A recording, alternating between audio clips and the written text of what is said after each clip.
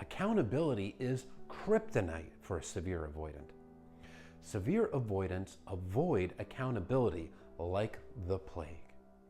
They don't want to take ownership of their behaviors. They don't want to take ownership of the fact that they hurt people in relationships. That is painful. From childhood, avoidants learn to avoid their problems, to not deal with it. Their way of coping with problems is to not cope with them. It's to run from them, to take their emotions and their feelings, to bury them, suppress them, and not confront any issues. But in reality, what issue in life goes away by running from it? It generally doesn't. But because they learn to run from their problems, they also learn to avoid self-reflection.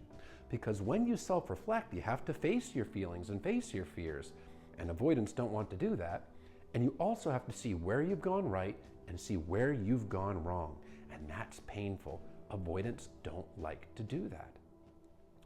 Taking accountability means that in the avoidant's mind, it means that they are a failure, that they're a bad person, that they're just a screw up.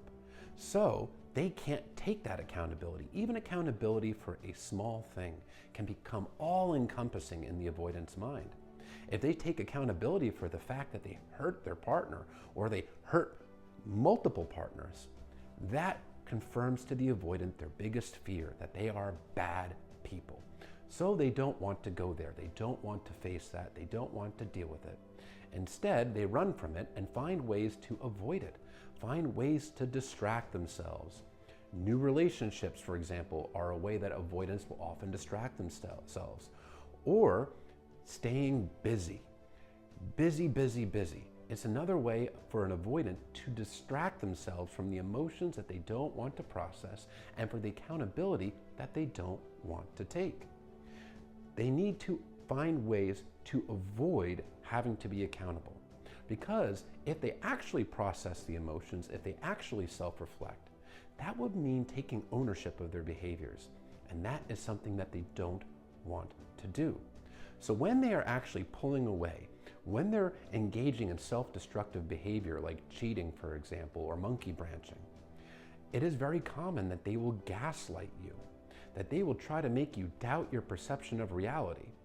The gaslighter, well, the whole point of gaslighting is to avoid accountability.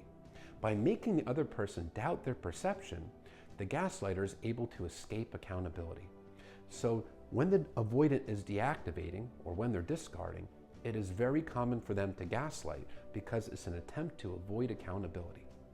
As a whole, avoidants make a strong effort to avoid accountability through distracting themselves, gaslighting their partner, sticking their head in the sand, and just suppressing their emotions. It is maladaptive and it's unhealthy, but it's a defense mechanism. And again, that's because the avoidant feels that even the slightest criticism, the slightest accountability is all-encompassing and means that they're a failure and a bad person. And they can't handle that, so they rather just run from it.